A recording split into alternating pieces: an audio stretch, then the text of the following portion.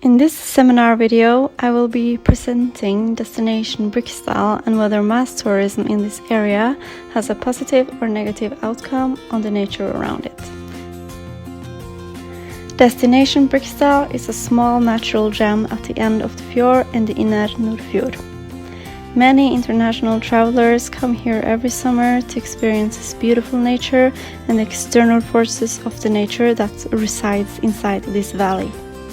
Not only this valley itself is the only reason why visitors choose to come here, but also all the other beautiful nature around it that one gets to experience on the journey to the final destination in Briksdal. In Briksdalen, they offer a fantastic hiking trail that goes up to a small arm of the large glacier Destinasjon, which is one of the largest glaciers in the Nordic countries. The path up to the glacier is approximately a 30-minute walk with a little altitude. The trail is about 1 meter wide and is well prepared with gravel, signs and fences so that tourists don't walk outside the trails and down to the huge waterfalls. This is a very good measure to prevent tourists from walking off the trails and protect the nature. Today, when you first arrive to what once was a fairly large glacier part of Destinasjon, people get shocked of how small the glacier has become throughout the years. Here you can see an illustration of how the glacier has developed through the years, a result of what global warming has done to the glacier over the years. On your walk up to the Briksdal glacier, tourists get offered what we call for a troll car that can carry up to 7 people in one car and up to 105 people in a group divided into several cars at the same time. The car stops on the trail where the national park starts, so tourists will have to walk part of the trail themselves. This part of the trail has been declared a national park and is a protected natural area to preserve the natural flora around the glacier. These cars are not eco-friendly at all, but I doubt they will be willing to go back to horseback riding and horse-drawn carriages either, as they did back in the days. Unfortunately, they had to quit with this because of many accidents with horses, and they fully started with cars in 2003, and I don't know if they have any plans in developing like electrical cars for being more eco-friendly in the future, but maybe it will be an option. Briksdalen also has one of Norway's largest souvenir shops, which offers an exciting selection of souvenirs and high-quality Norwegian handcrafts in wool, leather and tin. In addition, they can offer a wide range of food both in the coffee shop and in their large restaurant located right next to the souvenir.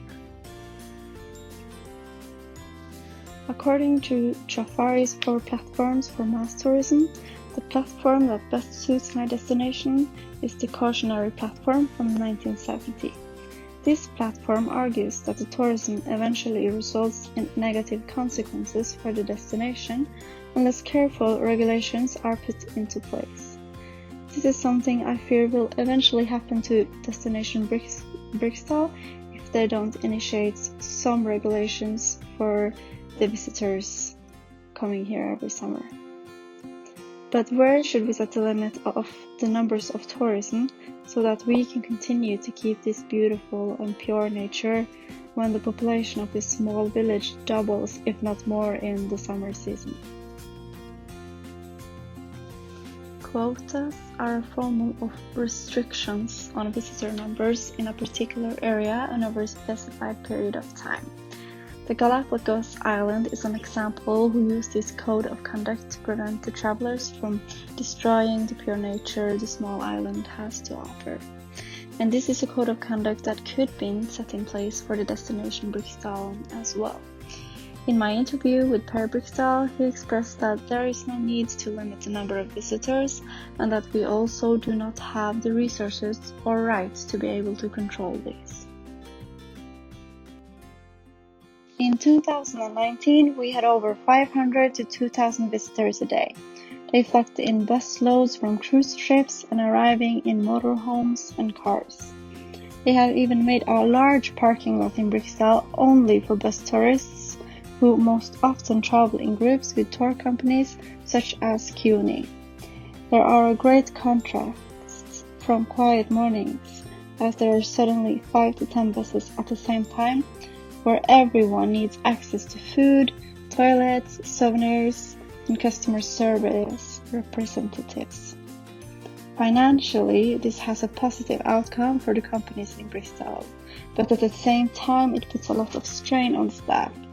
On the busiest day, there are not even enough seats for guests to sit, even though the restaurant is able to fit around 600 to 700 guests at the same time, in addition to the outside seatings. This problem leads to tourists wandering around, leaving garbage behind in the outdoor area. There are installed garbage cans around the destination, but they are usually crammed since the bus loads take all the rubbish out of their buses to fill them up. There is a wide range of type of tourists arriving to Destinasjon Briksdal. These are mostly families or elderly tourists that's already retired. Asian tourists traveling from China, Japan, Korea, India, Egypt, and many more countries. They usually arrive with buses through travel companies like Q&E. They also have a lot of tourists coming from the many cruise ships in the dock of Olden, Geiranger, and Hellesylt, that comes from Germany, England, Australia, and Spain. Backpackers is also increasingly coming to the destination as well. As I mentioned earlier, I had the pleasure to get an interview with Per Briksdal, which is the owner of the Briksdal restaurant and souvenir, and is partly responsible for the Briksdal National Park area.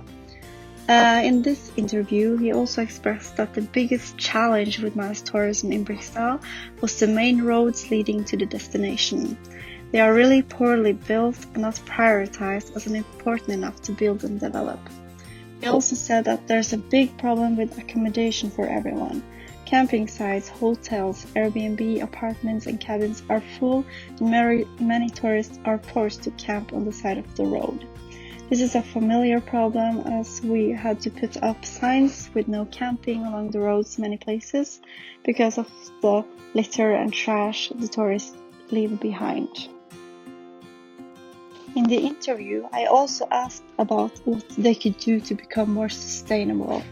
Then he told me about they always are doing their best to improve the roads to the glacier, put up more trash cans, reduce their electricity in the shops and the restaurant during closing time. And he also told me that they just changed their heaters to more efficiently heaters who use much less power than the older ones. I also got some inside information about how they in the future will be providing electricity for the huge cruise ships when they dock in Nordfjord. This way, the boats can turn off their engine and still have electricity on board. It has been many debates about the pollution the boats gives out, and many local people want the ships gone because of this problem. This measure has not been launched, but will be available already in 2022, he tells me. So, mass tourism in Briksdal can be a problem at times, both for the nature and the society. But most of all, I feel like it has more of a positive outcome rather than negative. With good measures and norms, keeping up the good work on the trails and so on, Destinasjon Briksdal can remain the little beautiful natural gem in the heart of Nordfjord as always.